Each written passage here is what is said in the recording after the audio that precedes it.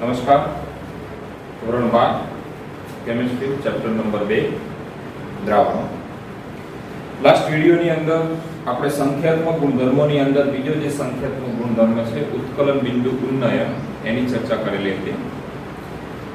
આજે આપણે ત્રીજો જે ગુણધર્મ છે ઠાર બિંદુમાં અવનયન એનો અભ્યાસ કરવાનો છે. જે ઉત્કલન બિંદુ અવનયન, ઉત્કલન બિંદુમાં જે વધારો થતો હતો, સેમ ટુ સેમ પ્રોસેસ થોડા ઘણો ફેરફાર કરી અને આપણે ઠાર બિંદુમાં થતો જે ઘટાડો છે એનો અભ્યાસ કરવાનો છે. તો જોઈએ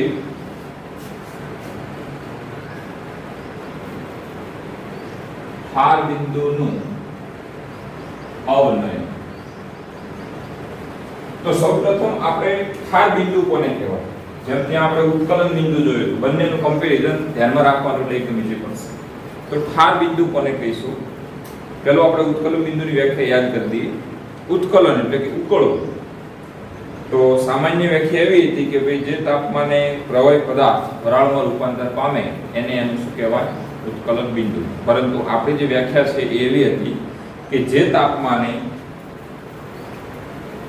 પ્રવાહીનું બાષ્પ દબાણ એ વાતાવરણના બાષ્પ દબાણ બરાબર થાય એ તાપમાનને તે પદાર્થનું શું બોલાય? ઉત્કલન બિંદુ.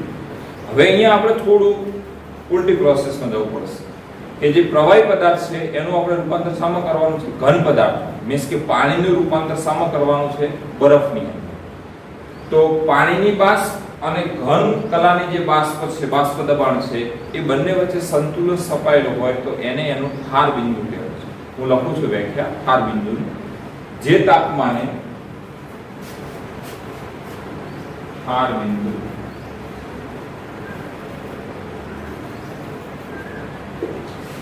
બરાબર સમજીશું. ટેમ્પરેચર જે છે એ મહત્વનું છે. જે તાપમાને પદાર્થનું તેની કઈ અવસ્થામાં? પ્રવાહી અવસ્થામાં બાષ્પ દબાણ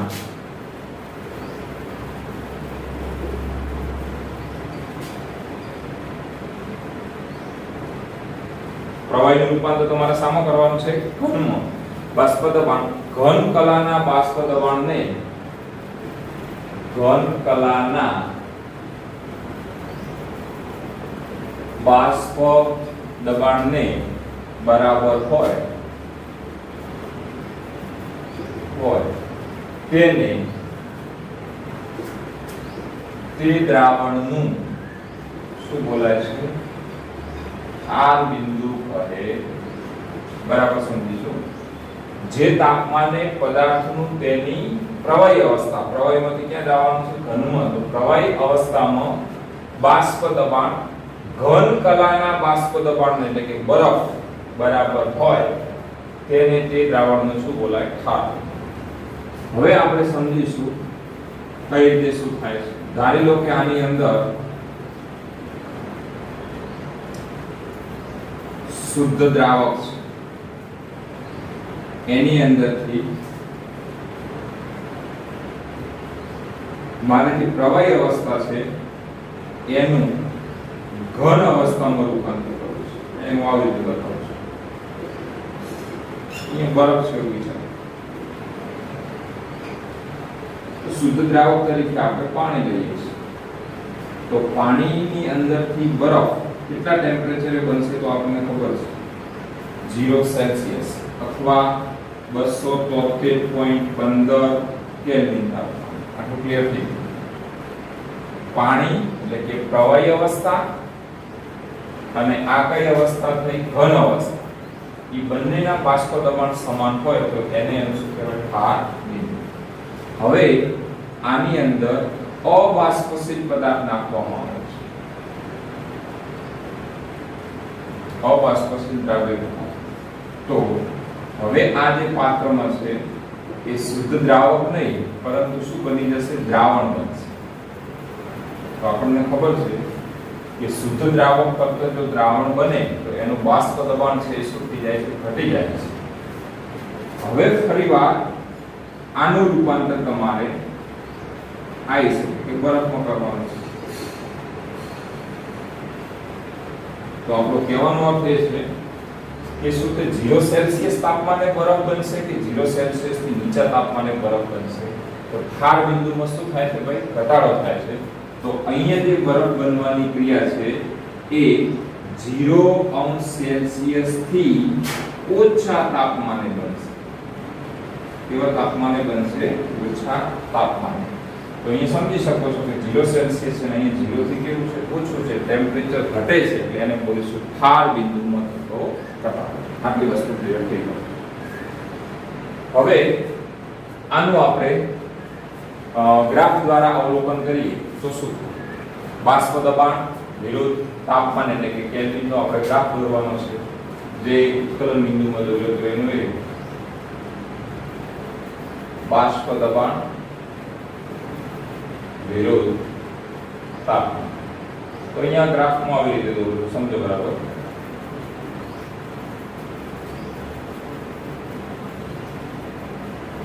આ છે અહીંયા હું લખું છું ઠરેલું દ્રાવક એટલે કે ઘન. પણ ઘન કયો લેવાનો? શુદ્ધ ઘન પદાર્થ લેવાનો. અને આ જગ્યા પર છે ટેમ્પરેચર ને હું કહી દઉં છું. ચલો, ઠરેલું દ્રાવક એનું જે ટેમ્પરેચર છે એ Tf છે અને આ જે છે એ છે Tf0 શુદ્ધ દ્રાવકનું ઠાર બિંદુ. અહીંયા ગ્રાફ જે છે એ આવી રીતે મળે છે. આ જગ્યા પર હું અહીંયા આવી રીતે દર્શાવું છું. આ દ્રાવક છે, આ શું બનશે? દ્રાવક. શુદ્ધ દ્રાવકનું ઠાર બિંદુ કેટલું છે? Tf. અને દ્રાવકનું ઠાર બિંદુ કેટલું છે? Tf. તમે અહીંયા જોઈ શકો છો કે Tf એ દ્રાવણ અને Tf0 એ શુદ્ધ દ્રાવક ઠાર બિંદુ. આ જગ્યા પર જો બંને સંતુલન કલામો છે એટલે કે શુદ્ધ દ્રાવક અને ઘન, દ્રાવણ અને ઘન બંનેની જે ગતિશીલતા છે સંતુલન અવસ્થામાં છે બંને. શુદ્ધ દ્રાવક અને શુદ્ધ ઠરેલું દ્રાવક એટલે કે શુદ્ધ ઘન પદાર્થ, દ્રાવણ અને ઘન પદાર્થ. તો આ જે વાત છે. હવે Tf શું છે? Tf0 થી આપણે ધારી લઈએ તો ધારો કે Tf0 જ્યારે 0 આવે છે ત્યારે તમારે પદાર્થ તરીકે શું લેવાનું? શુદ્ધ દ્રાવક. Tf0 એ શુદ્ધ દ્રાવકનું કયું છે? ઠાર બિંદુ છે. ઠાર બિંદુ છે. જ્યારે હવે તેની અંદર અબાષ્પશીલ પદાર્થ નાખવામાં આવે છે ત્યારે એનું જે ઠાર બિંદુ છે, જ્યારે અબાષ્પશીલ દ્રવ્ય પદાર્થ ઓગાળવામાં આવે છે ત્યારે તેનું ઠાર બિંદુ કેટલું થઈ જાય છે? Tf. બરાબર છે. હવે બંનેનો જે ડિફરન્ટ કાઢવો હોય મીન્સ કે કેટલું ઠાર બિંદુ ઘટે છે તો શું લખો? ડેલ્ટા Tf બરાબર મોટા મૂલ્યમાંથી નાનું મૂલ્ય બાદ કરવાનું એટલે કે Tf0 માઈનસ Tf. અહીંયા તમે જોઈ શકો છો Tf0 અખાંકી 0 સેલ્સિયસ અને Tf 0 થી પણ ના. તો ડેલ્ટા Tf બરાબર Tf0 માઈનસ Tf. હવે આગળની જે બીજી વ્યાખ્યા આવશે કે મોલલ ઉન્નયન હતું, અહીંયા આવશે મોલલ અવનયન અચળાંક. મોલલ અવનયન અચળાંક Kb ની જગ્યાએ શું લખીશું? Kf. તો ફરીવાર આપણે ત્રણ પાત્રો લઈ દરેકની અંદર 1 કિલોગ્રામ પાણી લેવાનું. શબ્દ સમજીશું 1 કિલોગ્રામ H2O. અહીંયા પણ 1 કિલોગ્રામ H2O. પહેલા પાત્રની અંદર 180 ગ્રામ ગ્લુકોઝ નાખવું છે. બીજામાં 60 ગ્રામ યુરિયા ત્રીજાની અંદર 342 ગ્રામ સુક્રોઝ એટલે કે ખાંડ. અને હવે જો એના ઠાર બિંદુનો અભ્યાસ કરવામાં આવે તો તમે જોઈ શકો છો કે ભાઈ દ્રાવકની અંદર દ્રાવ્ય કેટલું નાખ્યું છે. તો તમે જોઈ શકો છો કે 3 ની અંદર 1 મોલ નાખેલું છે. અહીંયા પણ 1 મોલ, અહીંયા પણ 1 મોલ અને અહીંયા પણ શું થશે 1 મોલ. તો ત્રણેયના જે ઠાર બિંદુમાં થતો ઘટાડો છે તમે સમજી શકો છો કે પાણી હશે તો ઠાર બિંદુ છે એક્ઝેક્ટલી 0 સેલ્સિયસ છે. પણ હવે ગ્લુકોઝ વાળું દ્રાવણ છે એનું જે ઠાર બિંદુ છે 0 કરતાં કંઈ નીચું આવશે એટલે કે ઠાર બિંદુમાં શું થાય છે ઘટાડો. પરંતુ આ ત્રણ પાત્રોના ઠાર બિંદુમાં થતો જે ઘટાડો છે એ કેવો આવશે સમાન છે. આ જે ઘટાડો થાય છે એને શું બોલીશું મોલર અવનયન અચળાંક જેને કહેવાશે AFF મીન્સ ફ્રીઝિંગ પોઈન્ટ ઠાર બિંદુ. પછી આપણે સૂત્ર તારવવાનું છે. સૂત્ર તો આપણને ખબર છે ભાઈ કે એના જે ઠાર બિંદુમાં થતો જે ઘટાડો છે એ એની મોલાલિટીના કેવા પ્રમાણમાં હોય છે સમપ્રમાણમાં. તમે અહીં જોઈ શકો છો 1 કિલોગ્રામ પાણીમાં એના આણ્વીય દળ જેટલું વજન છે. ચલે છે એને દૂર કરો. ડેલ્ટા TF બરાબર TF ઇન્ટુ m. મોલાલિટીનું સૂત્ર આપણને ખબર છે 1000 ગુણ્યા W2 ભાગ્યા m2 ગુણ્યા W1. ડેલ્ટા TF બરાબર આ સમીકરણ આવે. હવે આ સમીકરણની અંદરથી તમને જે પૂછવામાં આવે એને તમારે સતત કરતા બનાવી જવાનું. ધારી લો કે તમારે KF શોધવું છે તો KF ને કરતા બનાવો તો શું થાય? એ ક્યાં જશે ભાગાકારમાં. તો ડેલ્ટા TF ગુણ્યા m2 W1 ભાગ્યા 1000 ગુણ્યા W2. ધારો કે m2 ને કરતા બનાવવા છે તો શું થશે? m2 ને કરતા બનાવો અહીંયા આવી જશે KF ગુણ્યા 1000 ગુણ્યા W2 ભાગ્યા ડેલ્ટા TF ગુણ્યા W1.